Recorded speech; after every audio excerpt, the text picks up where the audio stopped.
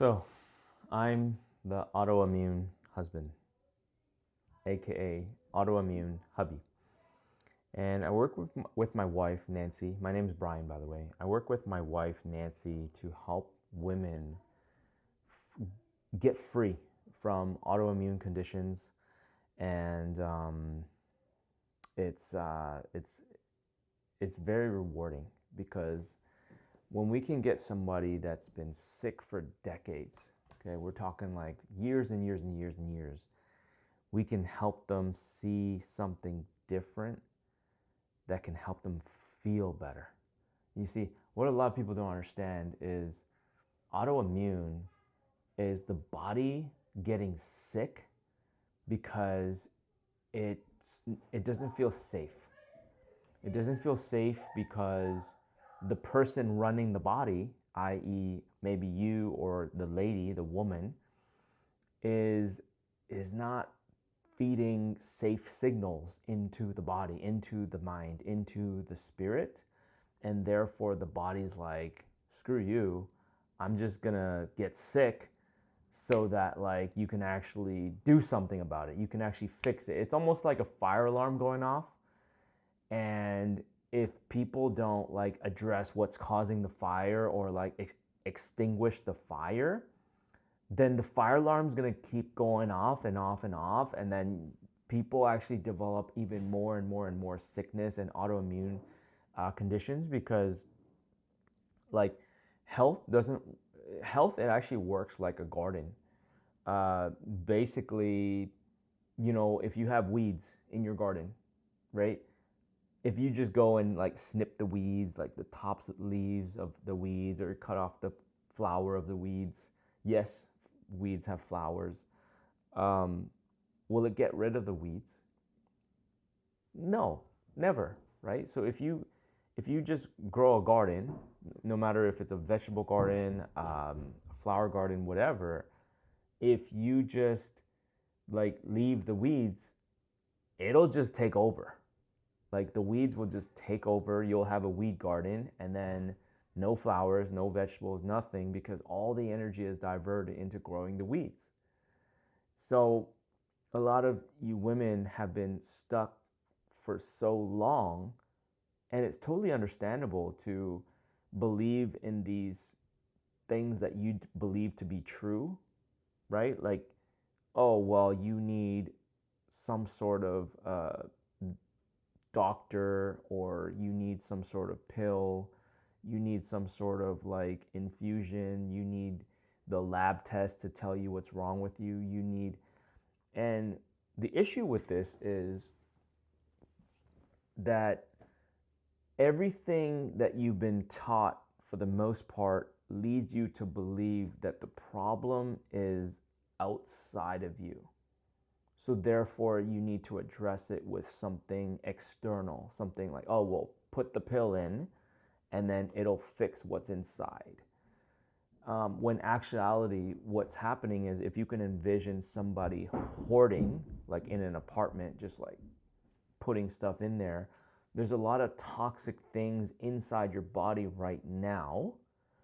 And if you just put good things in, you keep shoving good things in, well, that doesn't really do anything, because the toxic things, the things that are actually keeping you sick, haven't been taken out yet. So I like to really help people understand with like visuals. So yeah, just imagine somebody like with the apartment filled with stuff up to the ceiling, unwilling to take stuff out.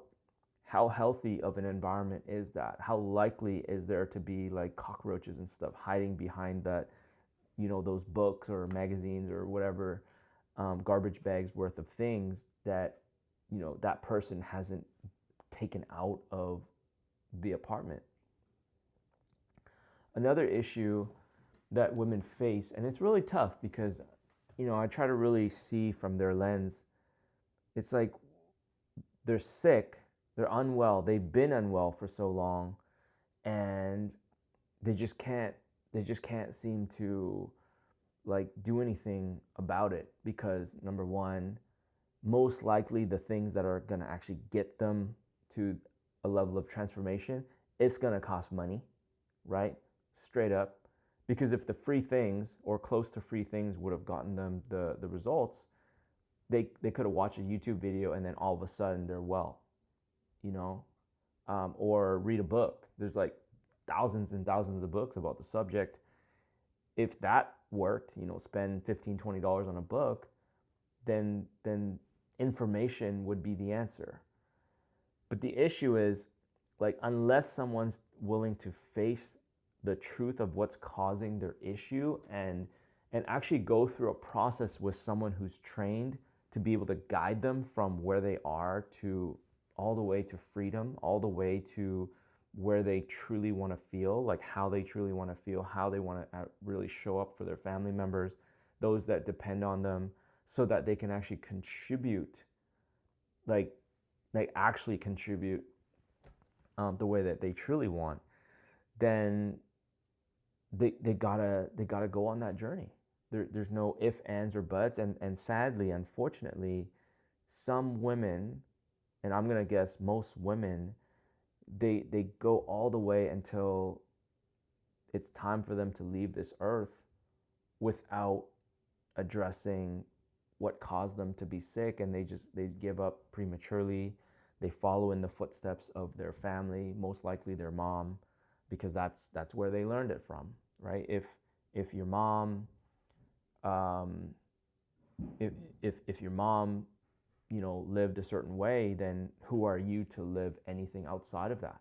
You know, it takes a lot of, you know, boldness to be like, no, I'm going to stop this generational trauma. And if some of you have kids as well, they're watching, by the way.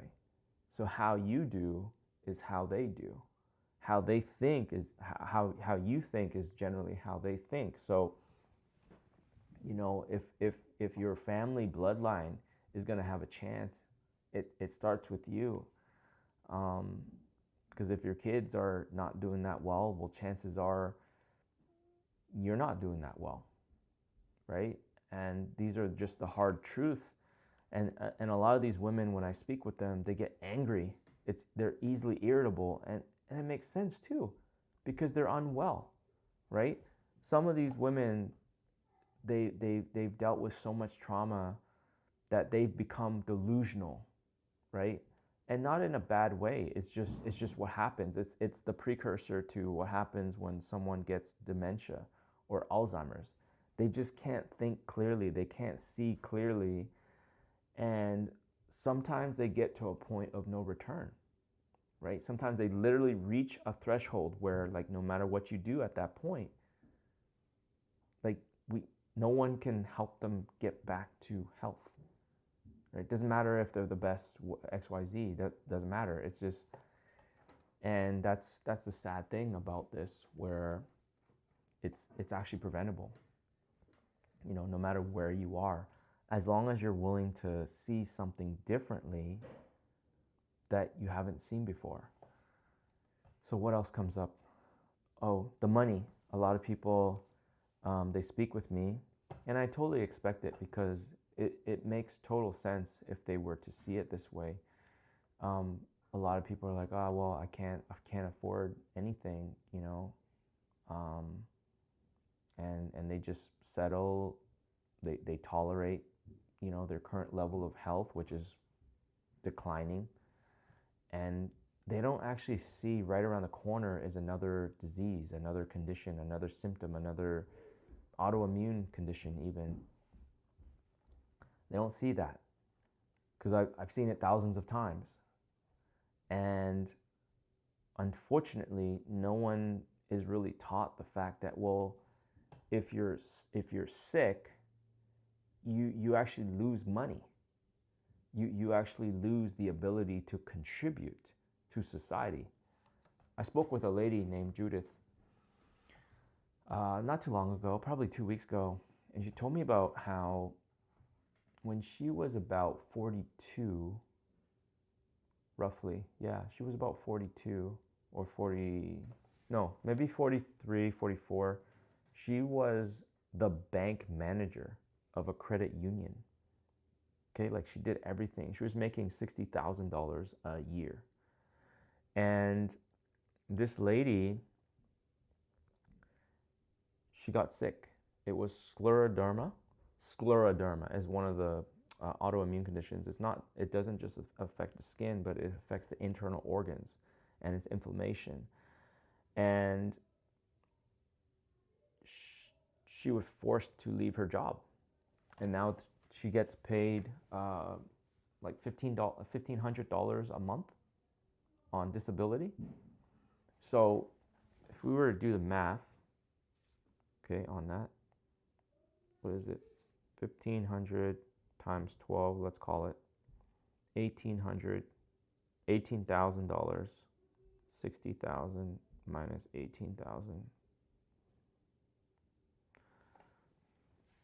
So because she's sick and unwell from this, autoimmune condition, something that can actually be reversed, but maybe no one's sharing that with her. She's losing $42,000 every single year, losing. So when you multiply that by 10 years, for the next 10 years, she's leaving $420,000 on the table, and she's only 48 years old. Like, I literally just spoke with her 2 weeks ago. And I'm going to expand on this. Two other things that she shared with me. Because autoimmune is this like thing where it's silent, right? Like nobody sees what you're going through. Like, she was telling me how her husband, he works, I think, in the steel industry. He works in the steel industry and works hard, like 40 to 60 hours a week. And, he's a blue collar guy, and like them being, she's frustrated because he doesn't even see that she could be sick, because like autoimmune is something you can't really see. Like if someone's exhausted and they have brain fog and they're like hurting inside, their internal organs are like inflamed and in pain, you can't really tell. It's kind of like looking at an egg, right? Every egg looks the same, but if some egg was like being shaken, you can't tell this egg from the other egg that this egg has been disturbed. This egg is unwell, right? So that's the tricky thing. So she doesn't even have support at home. Her husband thinks that she's just faking it, and like that's not good for the human. Like that's not good for like you married someone that's supposed to support you, but he doesn't even believe you, that like you're unwell, and so he doesn't help out or anything, just blames you for stuff and expects you to do all these things that maybe you can't do. Another thing is she actually tried one time to go back to the workforce. This one's crazy. She went to TJ Maxx. Okay, for you guys in America, you know what TJ Maxx is. We don't have that here in Canada. But she went to TJ Maxx and applied for a job, and they said that you're way too overqualified, because she was a bank manager at credit union, right? Like not too long ago. You're overqualified. You should be in management. We'll start you in management. And you know what Judith said? She said, no, just start me like stocking shelves and just like start me there. I'm just coming back to the workforce. So they did. And within a month, they had to let her go because she couldn't use her hands anymore. And she's only 48 years young. Okay, she couldn't use her hands. She was telling me this. It's very painful to hear this, because what happens next might shock you, maybe not, because you're in this situation. But actually, she said she felt humiliated because one of the people at TJ Maxx apparently said some things to her that made her feel humiliated, and they just weren't nice to her about it.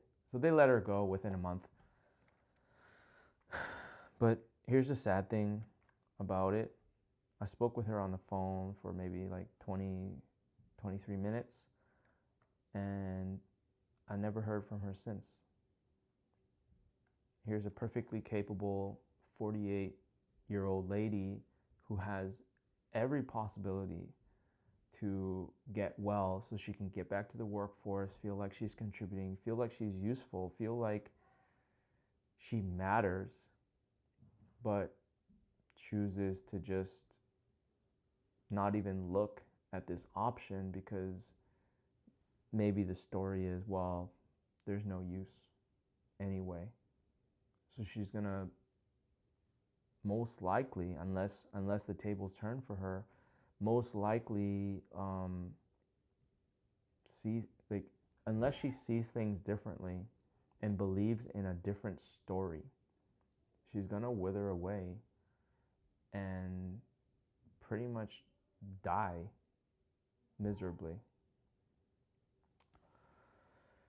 And this is why I wanted to share this truth, because a lot of women, they go through this, and it's natural to, like, once you're in it, you can't really see, the outside, like what other people see. Like once you're in it, like, like, the people that go into like really terrible relationships and everyone else around them sees that, like, they're not, it's not a good relationship for them except that person in the relationship. Well, it's the same thing here, because naturally, inherently, us humans, we can't actually see our own blind spots. We can't. So if we keep driving down the highway, the freeway, making lane changes without really seeing where our blind spots are, it's gonna be a very dangerous road to travel. And that's what so many women are doing right now. They don't actually see that they can't see their blind spots. They actually think they know, like they know what to do. And as long as they think they know what to do, but they're still getting terrible results, there's no chance for these women to ever get well. And there's not many people out there sharing this truth. So I'm just sharing it because I'm the autoimmune hubby. I've went through autoimmune before. I've seen Nancy's mom go through 100 out of 10 pain. 100 out of 10 pain, like screaming, shrieking, shouting, sounding like she's dying 8 to 12 times a day while we were supposed to enjoy our vacation overseas. This is when it happened. And I saw Nancy, like, there was this one night she was like, she was crying on my shoulder because Nancy's her mom's daughter, and she's really upset that her mom's in such pain and we can't do anything. Somehow, I don't know what came to me, but I said to her, look, the doctors, they say this could last 3 months, 6 months. For some people, it could last forever, okay, because it has. Every single day, 8 to 12 times a day, sounding like she's dying, sounding like her face is burning, okay, because she just had shingles. So I just told her, I was like, listen, let's be grateful that this is not terminal cancer. And let's just be grateful, she's not dying of terminal cancer. And then something clicked. Nancy, the next morning, she turned into Coach Nancy, which is what she is for all of our clients. And she said to her mom, I'll never forget it, because there was about 10 days left before we had to jump back onto a plane to go back to Canada, right? We were in Vietnam at the time. And Nancy's like, hey mom, listen, they're not gonna let you go on a plane if you're like this. So we got to get rid of this right now, because if you don't, you're going to have to stay here in Vietnam for like months at a time by yourself. And then mom's like, okay, whatever you need me to do, I'll do exactly everything, whatever you need me to do. Okay? Because at that point, We literally would have had to leave her in a foreign country where she doesn't really have any family anymore. Because there's definitely no way in hell like any airline would allow someone that sounded like that to be on a plane. So it's not like we were lying or whatever. So Nancy's mom followed everything. I helped Nancy just with the process, with leading Nancy's mom through it. And within 8 days, I could count them on the fingers of my hand, 8 days, no more symptoms, gone. I witnessed a miracle right in front of me. And it was one of the best moments of my life. You know, I never birthed a child, of course. I have 2 children of my own. That's probably who you're hearing. They're practicing for their karate grading. But, and Nancy's at yoga, hot yoga. But yeah, like it was such a beautiful moment.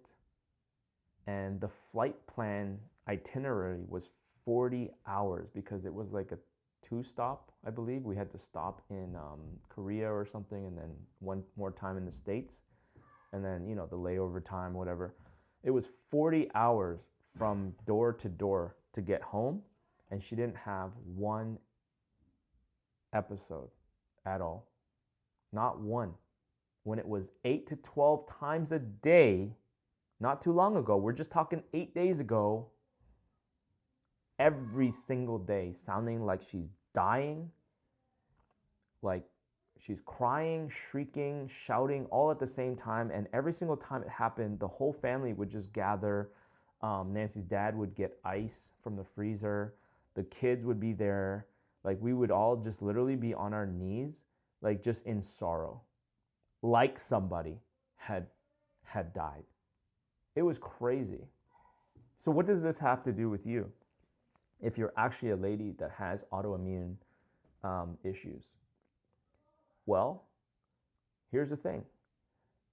Maybe because you don't have the clarity right now on why you need to get well, maybe start there. Like, why do you need to get well?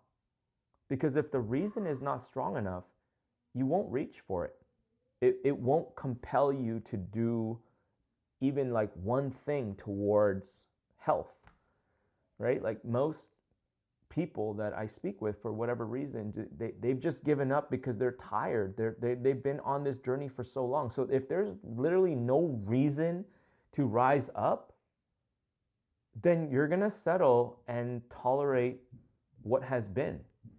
And a year, 2 years, 5 years, 10 years is going to go by and nothing's going to change. And for some people, they're going to just be gone way sooner than they really wanted to, because there's a truth. It's the pain of work, which is doing things you're not used to, uncomfortable with, whatever, paying the money to get the help that you need, or just make it happen, ask a friend, ask a family member, like doing all the hard things. It's like the pain of work, the pain of discomfort, or like the regret at the end when, you know, you could have done something, but at the end it was like, oh, now you realize it, you know? Because work, it's, I'm going to butcher this, but work, you do have to put in the pain. Like that's like feathers. It weighs feathers, ounces, because regret, it weighs tons. I always tell people this. It's like, if someone gets to the point where nothing can ever be done to reverse the health, because it's true, like some people get terminal cancer and you can't go back from that, right? Some people get Alzheimer's. Like you can't just undo brain damage. You can't, right? So there's literally a point of no return. It's like crossing the street and getting hit by a bus. You can't actually undo that. right? Maybe that's what you don't see clearly, right? So if you're watching this and you're maybe contemplating maybe doing something to get well again or healthy, then then just do your best to look at, well, what would I have to live for? These are very important questions, because I'm on these calls every day. Like, what do I have to live for? Like, it's the saddest thing for me to see, like, a lady with children, and she feels terrible. I'll give you another example. This 39-year-old lady, what was her name? Danielle. Okay, I'm not going to say her last name, of course, but she's got 6 children. 6 children. Actually, let me pull up her application. I'll read it to you. Just going to pull up her application, read it to you. See if you resonate. Because these are real people that, like, they reach out. These are real people. Okay, I really care about these people because they're reaching out, seeing if maybe we can help them. Okay, ready for this? First question: what autoimmune conditions have you been diagnosed with or suspect you may have? Hashimoto's. Number 2, what are your biggest symptoms or day-to-day challenges right now?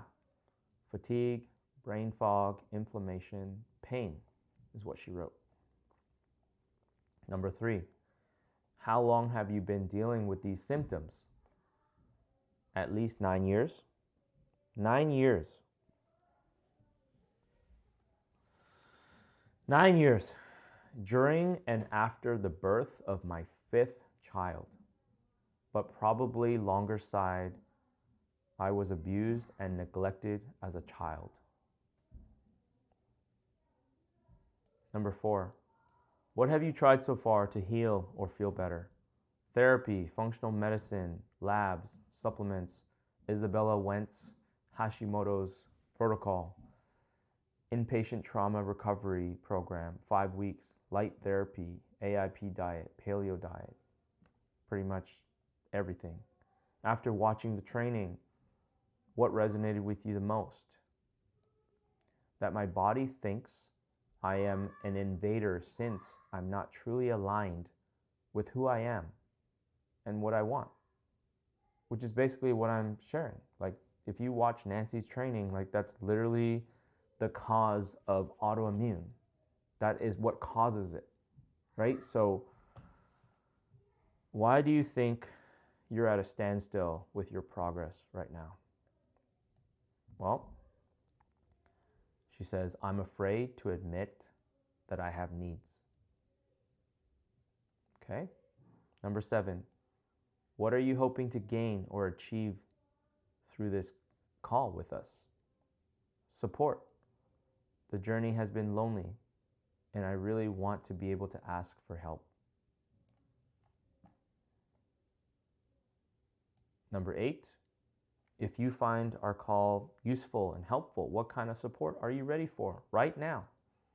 I'm open to personalized coaching and accountability to help me finally heal once and for all.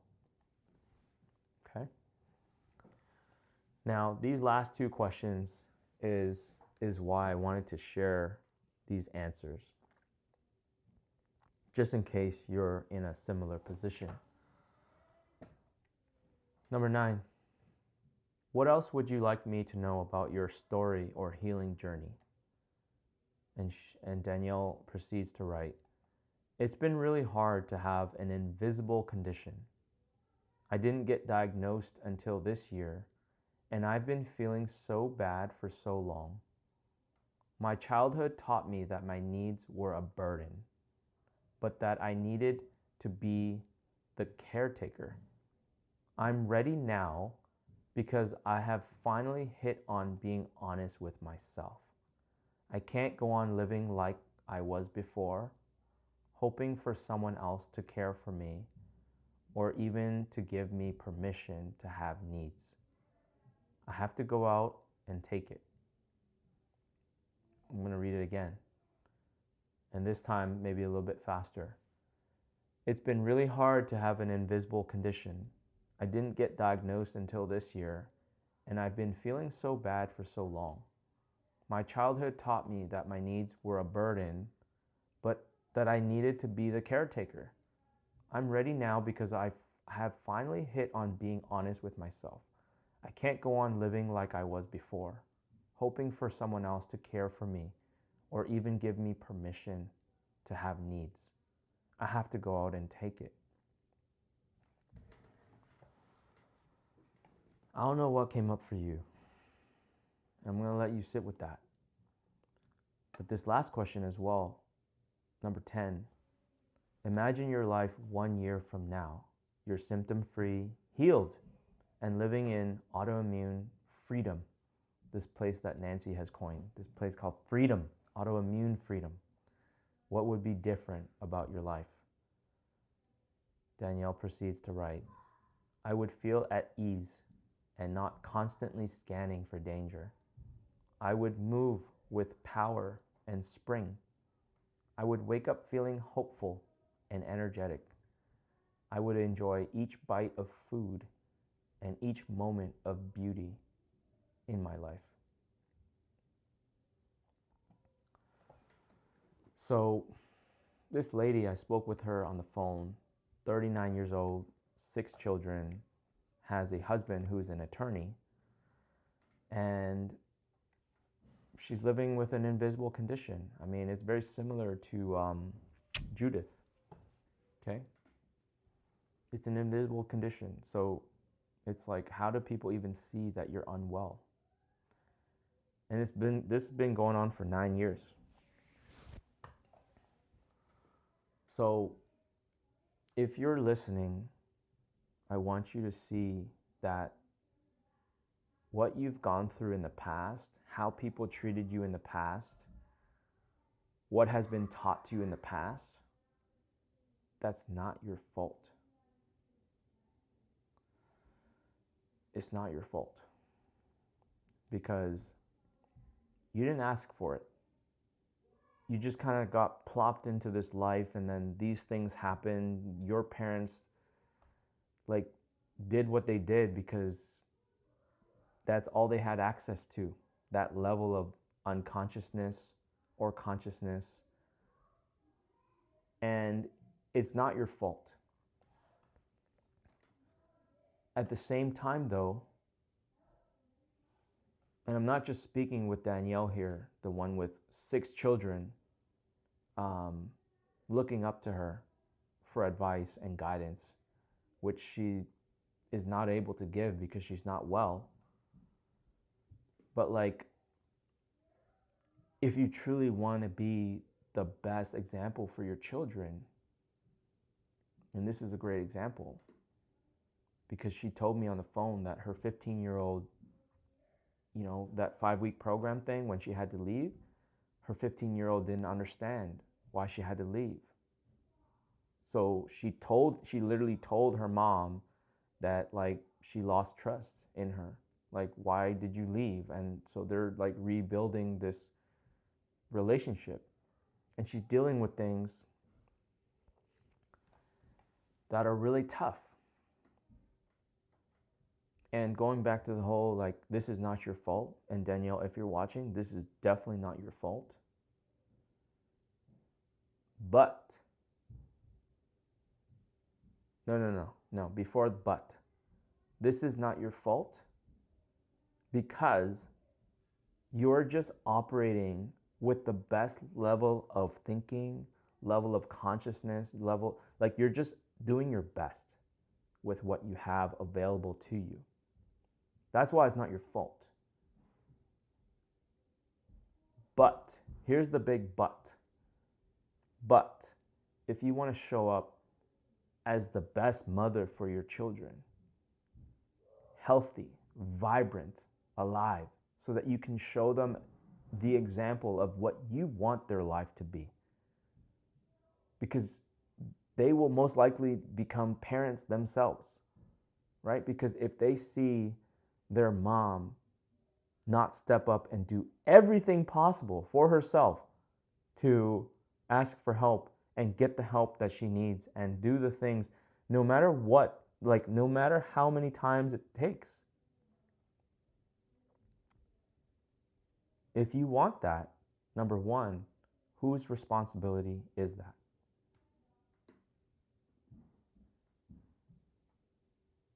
Because if you don't want it, if you don't desire that for your children, if you don't desire to be well, just be honest and frank and say so.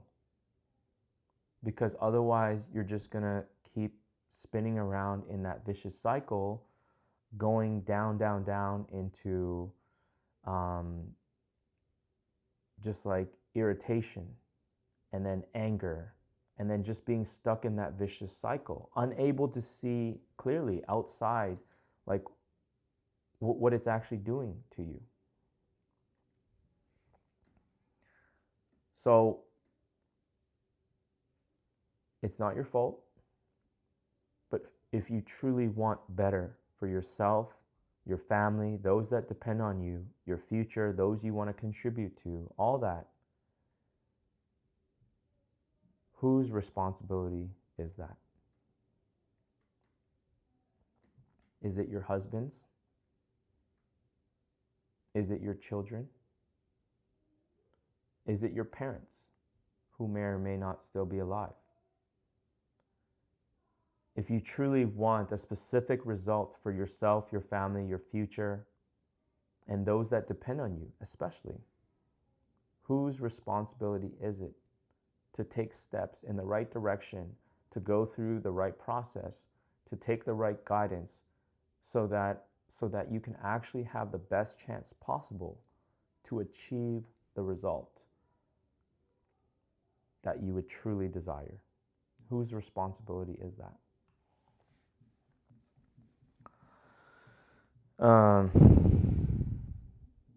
Yeah.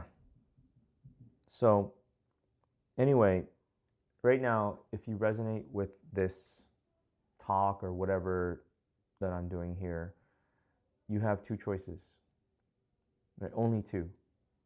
Number one is to get uncomfortable and do something that you're not used to.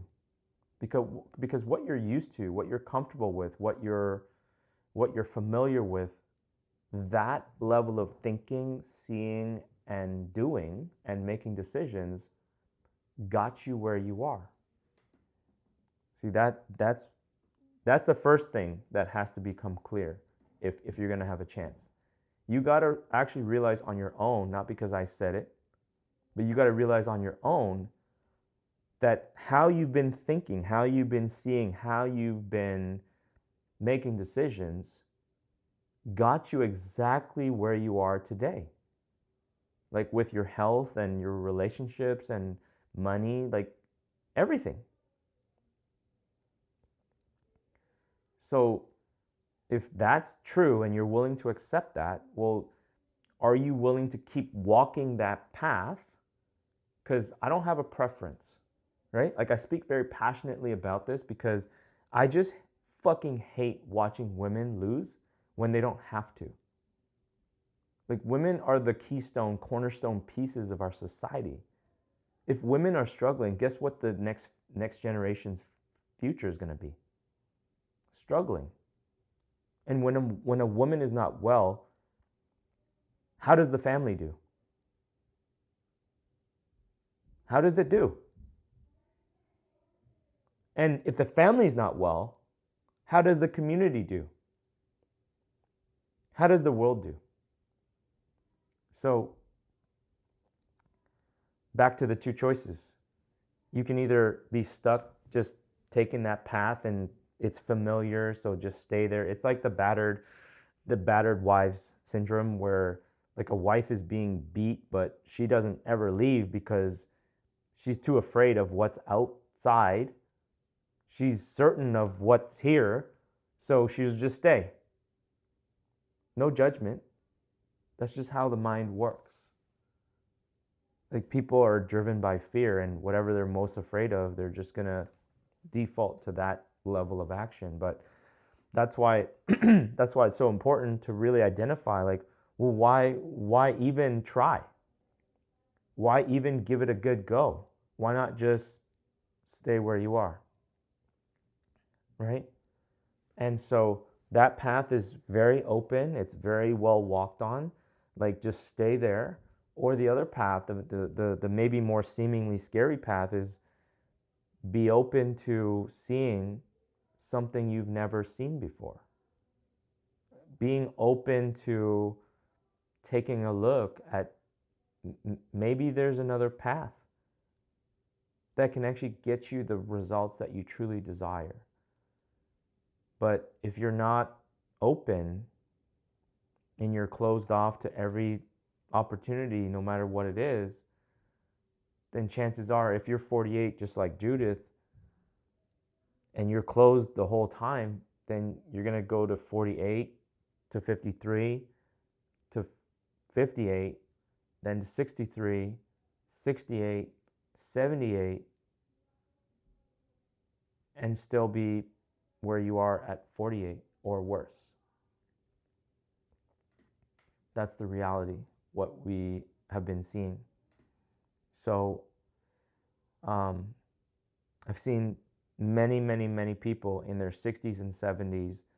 They're really like close to just past the point of no return. We can't even help them anymore because it's really hard to teach new tricks to old dogs, right? I'm not calling you an old dog, but it's like when something is so wired in, it almost becomes permanent, and for some it does. And then that's the legacy that they leave. So if you're watching and you're still engaged and you're still here with me, is that what you truly want? Because it's simple. It's only two paths. There's one path where, like, you've been walking already. It could have been like the last 9 years, just like Danielle, or 20 years. You know, what time is it? Nancy's about to get home from yoga right now. Good timing.